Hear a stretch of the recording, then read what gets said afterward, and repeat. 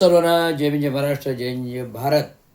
आपण संगीताकडे जाण्यापूर्वी माझ्या नजरेसमोर एक प्रकरण आलं. नौपाडा शाहू मार्केट प्रकरण. प्रभाग समिती कार्यालय होतं आणि या प्रभाग समिती कार्यालयापुढे ज्या कोणी महिला आहेत, एक किडनीवर जगणाऱ्या आणि विधवा आणि मागासवर्गीय समाजाच्या आहेत. तर ती प्रस्तुत जी काही माहिती लावली होती कार्यालयासमोर, त्या माहितीच्या अनुषंगिक जे काही पेपर्स होते, पोस्ट केले होते, त्या अनुषंगिक मी ती बातमी तर केली त्या महिलेच्या बाजूने. कारण ती मागासवर्गीय आहे. बाबासाहेब आंबेडकरांच्या धर्माची आहे, मागासवर्गीय आहे.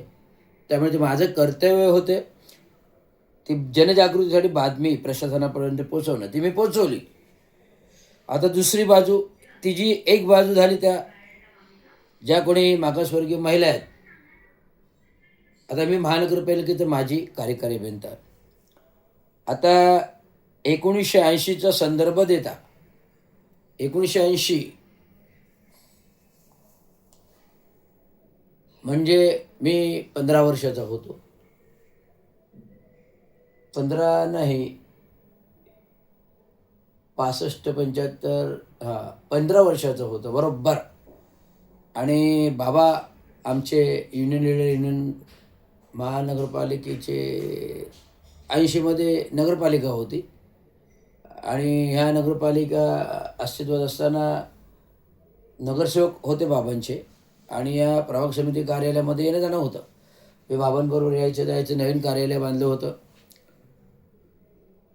त्याच्यामध्ये जी काही महिला आहे मागासवर्गीय, जे काही फलक लावलेले, जे काही कागदपत्र लावलेले आहेत, एकनाथराव शिंदेंचा मोठा फोटो आहे, संजय सोनारांचा फोटो आहे, माझी आणि आत्ताचे नगरसेवक आहेत. आणि काही इत्थंभूत माहिती दिलेली आहे, कागदपत्र लावलेले आहेत. तहसील कार्यालय, शासन, महाराष्ट्र शासन, महानगरपालिकेच्या शहर विकास विभागाचे कागदपत्र लावले आहेत. गट नकाशा लावलेला आहे, 7/12चा उताराचं लावलेलं आहे. अगदी बरोबर आहे. त्या महिलेच्या बाजूने तिची बाजू ती बरोबर आहे आणि मला त्या कागदोपत्री प्राथमिक पाहता मी जे काही बातमी पाहिली ती पण बरोबर आहे. ती झाली तिची बाजू. आता दुसरी बाजू सांगतो मी. मी तात्काळ घरी आलो, अंघोळ केली आणि संबंधित शहर विकास खात्यातील अभियंते आहेत, उपअभियंते, यांच्याशी चर्चा केली. साहेब ते 1980च्या काळातला आहे, म्हणजे 45 वर्षापूर्वीचा आहे. त्याची इत्थंभूत माहिती शहर विकासला नाही, तर ती स्थावर मालमत्तेला मिळेल. आता 80च्या दरम्यान स्थावर मालमत्ता अधिकारी आर के पाटील, आर के पाटील, आर के पाटील हे होत. बरोबर आहे? 3दा नाव घेतलं मी. आता आर के पाटलांना तिची ते कागदपत्र मी काढलेले फोटो आणि माहिती, माझी स्थावर मालमत्ता अधिकारी राहिलेले आर के पाटील मुख्य अधीक्षक होते स्थावर मालमत्ताचे. त्यावेळेस स्थावर मालमत्ता सहाय्यक आयुक्त, प्रभाग अधिकारी किंवा अभियंता असे कोणी नव्हते. सर्वश्रुत जी नगरपालिका होती त्या कालारूप नारूप आर के पाटील नावाचे जे काही मुख्य अधिकारी होते, जे स्थावर मालमत्ता विभाग सांभाळायचे, ते मी पाहिलेले आहे, माझ्या ओळखीचे आहेत चांगले. तर मी त्यांना व्हॉट्सअपवर ते मेसेज पाठवले, पत्र पाठवले. आता लवकरच ते वाचतील आणि उद्यापर्यंत त्यांची माहिती कळेल. नाही आली तर मी फोनवर स्वतः विचारेल. जोपर्यंत ती या बाईची बाजू मी मांडली, आता दुसरी बाजू प्रशासनाच्या वतीने मला मांडायची आहे की त्या शाहू मार्केट संदर्भात जागेचे माझ्याकडे अनेक मुद्दे उपस्थित आहेत, प्रश्न. जर 1980मध्ये शाहू मार्केट ज्या जागेवर बांधले गेले, ती जागा एक महानगरपालिकेला दान म्हणून दिली आहे त्या जागा मालकांनी, म्हणजे त्या महिलेच्या वडील असेल, वडील विपर्जितीने दान म्हणून दिलेलं आहे.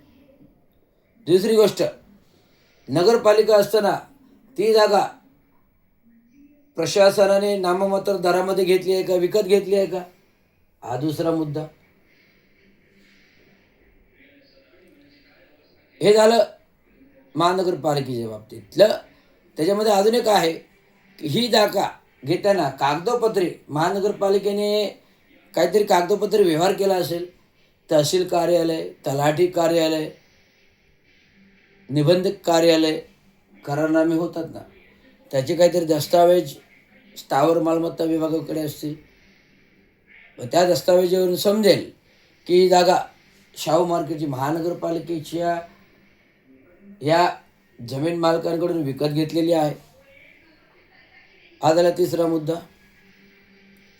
ज्यावेळेस नगरपालिका असताना 1980मध्ये ज्यावेळेस शाहू मार्केट बांधलं गेलं, महानगरपालिकेच्या स्थापनेपूर्वी नगरपालिका होती. जे कोणी नगर अध्यक्ष सतीश प्रधान जे होते आता हयातीत नाहीत. हे करताना नगरपालिकेने काही ठराव केले असतील, प्रशासकीय ठराव असतील, आदेश असेल, कागदोपत्री लेखा जो का टिप्पणी असेल, मंजुऱ्या असतील. या मंजुऱ्यामध्ये कोणाची जागा आहे, कोणाचा सातबारा आहे, कोणाची मालकी आहे आणि कोणाकडून नगरपालिका असताना विकत घेतली, हे सर्व इत्थंभूत माहिती त्यांच्याकडे दावेदार आणि प्रतिदावेदार. दावेदार म्हणजे नगरपालिका आणि प्रतिदावा करणारे ती जी महिला आहे तिचं ते असणार, तो रेकॉर्ड असणार जुना. आता ती 1980 आणि महिला तरुण आहे म्हणजे तिचा जन्म पण नसावा. आता ती महिला जी वाटते ती हार्डली 35, 40, 45 गटातली वाटते. म्हणजे त्या महिलेचं त्या गटीत तेव्हा 30-35ली वाटते, म्हणजे जन्म पण नसावा, 10-15 वर्षांनी उशिराने असावा.